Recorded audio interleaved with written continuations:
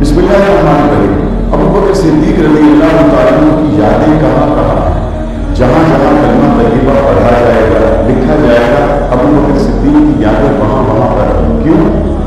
اول حضور علیہ السلام سے کلمہ پڑھنے والے اگر کوئی ہیں تو ابو بکر صدیق ہیں۔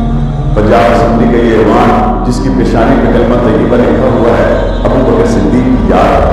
قومی اسمبلی کا ایوان جس کے اوپر کلمہ طیبہ لکھا ہوا ہے، ابو بکر صدیق کی یاد۔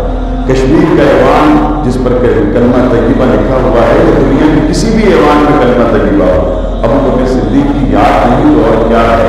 اور پاکستان بناتے وقت جو نعرہ لگایا گیا تھا، پاکستان کا مطلب کیا؟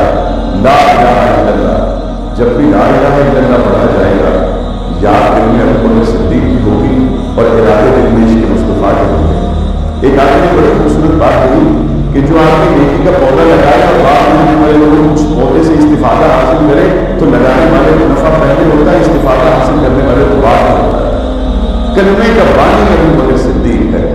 دنیا میں جہاں بھی کلمہ پڑھا جائے گا، لکھا جائے گا، دیکھا جائے گا، سنا جائے گا، لکھنے پڑھنے اور سننے والے کو اس کا اجر اور ثواب بعد ملے گا، پہلے ابو بکر صدیق کو ملے گا، چونکہ کلمہ طیبہ لا الہ الا اللہ محمد رسول اللہ کا بانی اگر کوئی ہے تو اس کا نام ابو بکر صدیق۔